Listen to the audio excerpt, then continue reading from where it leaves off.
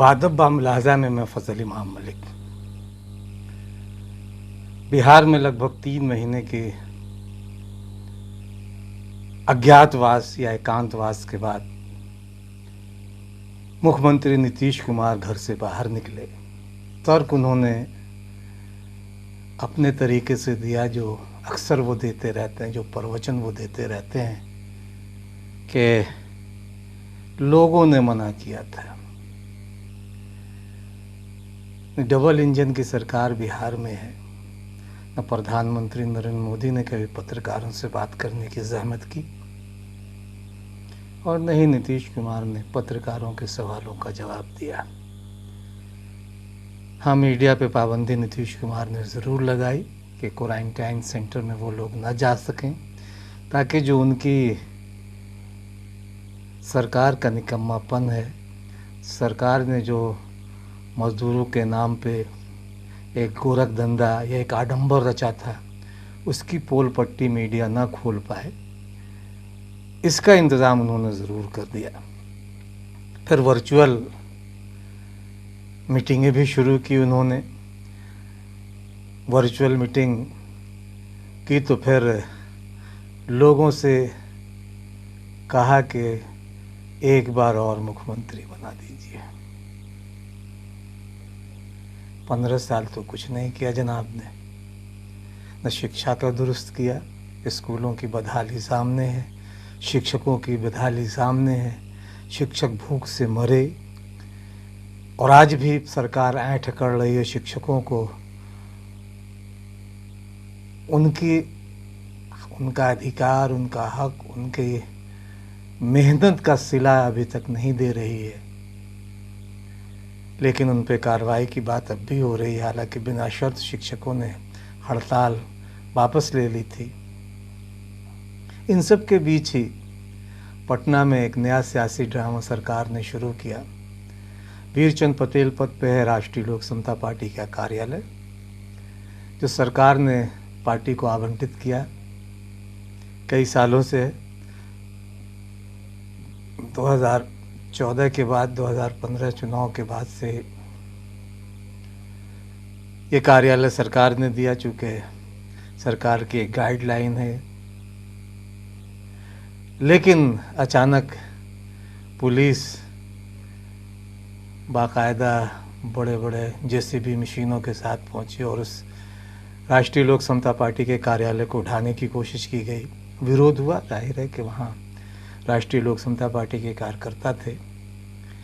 दिलचस्प ये है कि मई तक का किराया जो भी है उसकी जानकारी अभी सरकार उस कार्यालय का जो खर्च, जो किराया सरकार ने तय कर रखा, वो लगातार दिया जा रहा है। 8 जून को अभी सरकार ने जो भेजी गई है चिट्ठी, उसमें भी 8 जून की पावती, उसमें कोई नोटिस नहीं दिया। बिना किसी नोटिस के, बिना किसी पूर्व सूचना के अचानक धमक पड़ी पुलिस दल बल के साथ, ऐसा कि जैसी चढ़ाई करने आई हो। सीतामढ़ी में बिहार नेपाल पुलिस ने मार गिराया एक बिहार के नौजवान को, और न 56 इंच के सीने वाले हमारे प्रधानमंत्री कुछ बोल रहे हैं और न खुद को वीर समझने वाले और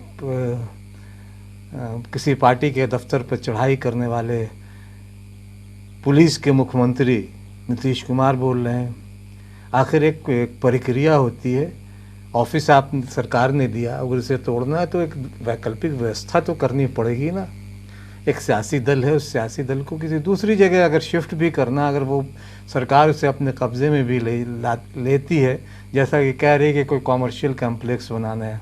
आजकल कॉमर्शियल कम्प्लेक्स का भूत दिल्ली से लेकर बिहार की सरकार सबको सवार हो गया है। तो इस आशय ने कार्यालय को उजाड़ने की कोशिश हुई। जाहिर है कि ये सियासी चाल ज़्यादा है। 3 महीने के बाद निकले तो कुछ न कुछ तो करना था नीतीश कुमार को। उन्होंने एक सियासी हथकंडा अपनाया। राष्ट्रीय लोक समता पार्टी चूँकि इधर लगातार उनके सरकार के खिलाफ मुखर आंदोलन कर रही है, सड़कों पर उतर रही है और कोरोना काल में भी उपवास किया, बहुत कुछ किया। तो शायद नीतीश कुमार को उपेंद्र कुशवाहा जो राष्ट्रीय लोक समता पार्टी के अध्यक्ष, उनसे एक खौफ, एक डर सता रहा है और विपक्ष को एक तरह से लगातार एक डराने की कोशिश, धमकाने की कोशिश नीतीश कुमार करते रहे, पहले भी करते हैं, लाठियां भी चलवाई। लेकिन ये बहुत सरकार की बहुत ऊंची हरकत है। किसी भी सियासी दल का कार्यालय आप अचानक बिना किसी पूर्व सूचना के नहीं छीन सकते। ये सियासी हलचल है, वर्चुअल मीटिंग चल रही है। अमित शाह केंद्रीय गृह मंत्री ने भी भाजपा के लोगों से वर्चुअल मीटिंग की, नीतीश कुमार भी कर रहे हैं और इस बीच सारी सियासी साजिश। लालू यादव के खिलाफ जिस तरह के अपमानजनक शब्द, अमर्यादित भाषा या उनके चरित्र हनन की कोशिश की, ये भी हम देख रहे हैं। तो सियासत का किस स्तर पर नीतीश कुमार ले जा रहे हैं, ये बिहार के लोग अब देख रहे हैं, क्योंकि उन्होंने 15 साल में कुछ किया नहीं। न शिक्षा का स्तर, न स्कूल बढ़िया एक भी अच्छे बनाए, न अस्पताल बनाए, न ऐसे कुछ पूरा चीज़ों को या ऐसे रोज़गार के साधन मुहैया करवाने के लिए कुछ उद्योग धंधे लगवाए। कागज़ों पे हो सकता है बहुत कुछ हुआ, सड़कें बनी हैं, हो सकता है कि, लेकिन उसमें केंद्र की पहली की योजनाएं कितनी, इस पर भी ध्यान देना है। इसके लिए वो अपनी पीठ तो थपथपा नहीं सकते, क्योंकि केंद्र सरकार और केंद्र में 2014 तक यूपीए की सरकार थी। तो बहुत कुछ गिमिक्स करने में, शोबदेबाजी दिखाने में माहिर हैं नीतीश कुमार, तो इस तरह की दिखा रहे हैं। उधर जीएसटी की बैठक में रोटी पर 5% और पराठे पर 18% टैक्स लागू कर अब देना पड़ेगा। मतलब रोटी पर भी, गेहूं चावल दाल पे तो अब जीएसटी दे, रोटी पर भी अब टैक्स लगा दिए सरकार ने। देखिए सरकार की क्या कुशलता है। सरकार के आप तालियां बजाइए, थालियां बजाइए और थालियां पीटिए, मोमबत्तियां जलाइए, पटाखे छोड़िए। सरकार ने रोटी पे भी 5% टैक्स और पराठा पर तो 18%, यानी 1 रुपये का पराठा 1 रुपया 18 पैसे में मिलेगा। तो सोच लिया कि 100 रुपये का है तो 18 रुपये और घर से देने पड़ेगा पराठा के। तो एक तरफ ये खेल चल रहा है, एक तरफ वर्चुअल रैली है जिसमें आंकड़े गिनवाए जा रहे हैं और अभी तक ये नहीं बता पा रहे हैं नीतीश कुमार के 1.25 लाख करोड़ मिला कि नहीं मिला, और मिला तो कहाँ कहाँ खर्च किया उन्होंने, बताएंगे भी नहीं। हाँ, ये ज़रूर कह रहे हैं वर्चुअल रैली में कि एक और मौका दो तो किसानों के खेतों में पानी पहुंचा देंगे। भैया 15 साल रहे हो आप, क्या किया आपने? इन 15 सालों में कभी किसानों की सुध नहीं आई। आखिरी वक्त में क्या खाक मुसलमान होंगे? जब चल चलाओ का बेला है तो आप कह रहे हैं कि किसानों के खेतों में पानी पहुंचा देंगे। शिक्षण संस्थानों का क्या हाल और शिक्षा सुधार किस तरह के नीतीश कुमार का, इससे समझा जा सकता है कि 100 शिक्षण संस्थानों की एक सूची, देश के 100 शिक्षण संस्थानों की सूची अभी सामने आई है जो बेहतरीन शिक्षण संस्थान, उसमें बिहार का एक भी नहीं है। 15 साल से नीतीश कुमार हैं, पढ़े लिखे हैं, इंजीनियर हैं, लेकिन लोगों को सरकारी स्कूलों का जो हाल है इस पर भी राष्ट्रीय लोक समता पार्टी करीब 3-4 साल से लगातार अलग जगह हुई आंदोलन कर रही है, शिक्षा सुधार की बात कर रही है, 25 सूत्री मांगे भी रखी उसने। लेकिन नीतीश कुमार कब सुना किसी की जो दूसरों की सुनेंगे? तो शिक्षकों का हाल बेहाल है ही है। 50 से ज़्यादा शिक्षक कोरोना काल में की मौत हो गई और नीतीश कुमार की अंतरात्मा नहीं जागी। ये अपने आप में बड़ी विडंबना है। इतने निष्ठुर, इतने असंवेदनशील, इतने क्रूर, तानाशाह की तरह व्यवहार कर रहे हैं नीतीश कुमार शिक्षकों के साथ, और अभी भी कह रहे हैं कि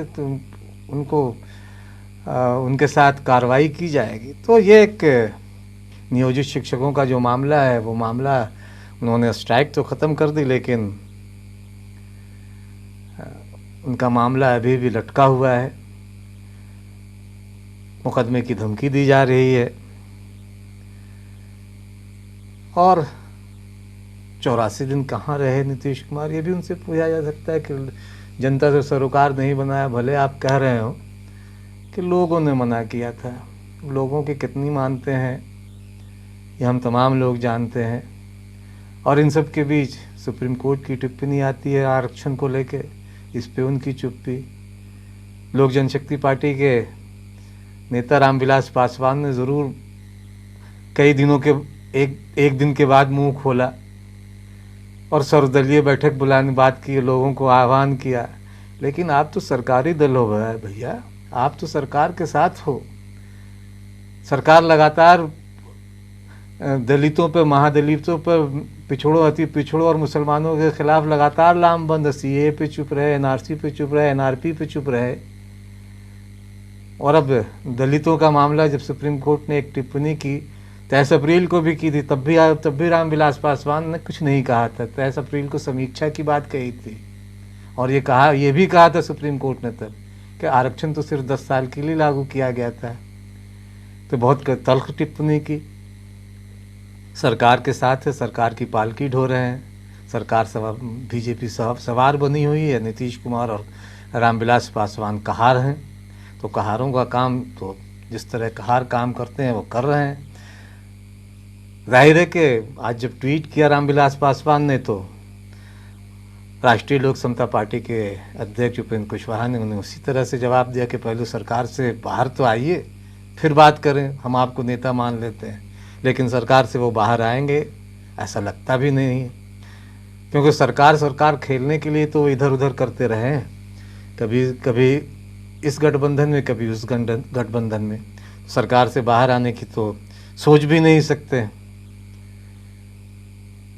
लेकिन सबसे दूसरा सवाल ये है कि एक तरफ तो दलितों का मामला है, आरक्षण का मामला है, लेकिन दिल्ली के दंगों को लेकर जिस तरह सीए, एनआरसी और एनपीआर का विरोध करने वालों की तरह पुलिस एक तरफा कार्रवाई कर रही है, उनके खिलाफ चार्जशीट कर रही है, लड़कियों महिलाओं को जिस तरह से जेल में बंद किया गया है, पूरा जगह जो गर्भवती है, उस पर भी रामविलास पासवान चुप हैं।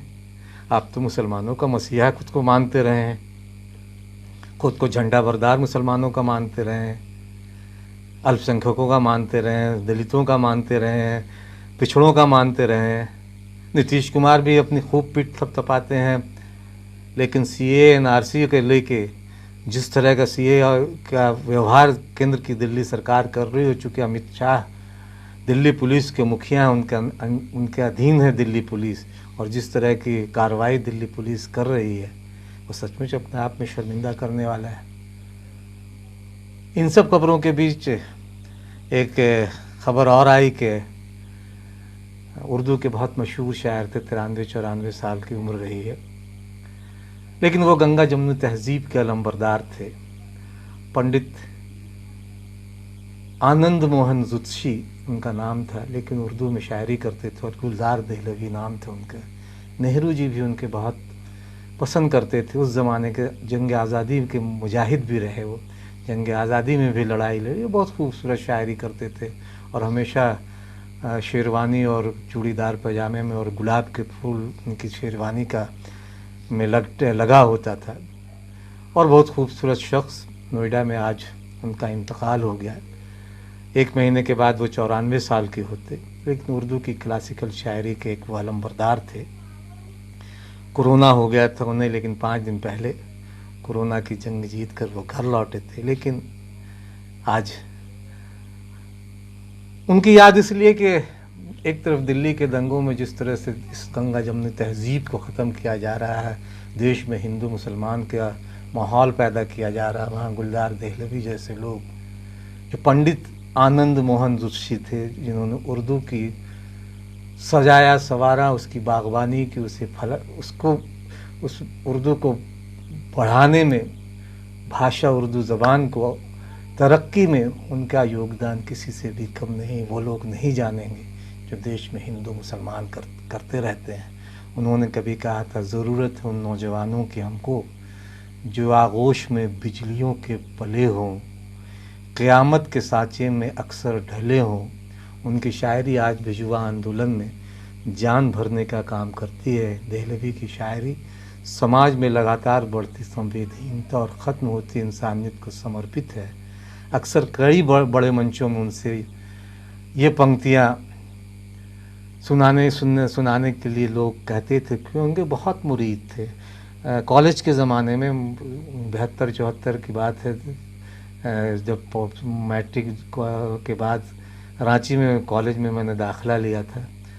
खूब उनको मुशायरे में सुना और दिल्ली में कई बार उनसे बहुत अच्छी मुलाकातें भी हुई। तो उनसे कहा जाता था और वो अक्सर मुशायरों में ये पंक्तियाँ पढ़ा करते थे, सुनाया करते थे लोगों को, जहाँ इंसानियत दहशत के हाथों ज़बह होती हो, जहाँ तज़लील है जीना, वहाँ बेहतर है मर जाना। ये अक्सर उनसे गुनगुनाने को कहा जाता था और वो उनसे कहते भी थे। उनका एक शेर है कि शहर में रोज़ उड़ाकर मेरे मरने की खबर, जश्न वो रोज़ रकीबों को मना देते हैं। शहर में रोज़ उड़ाकर मेरे मरने की खबर, जश्न वो रोज़ रकीबों का मना देते हैं। रकीब मतलब जिससे प्रतिद्वंदिता हो। तो बहुत अच्छी शायरी करते थे। उनका जाना भारतीय सभ्यता संस्कृति के एक बड़े स्तंभ का जाना है। उर्दू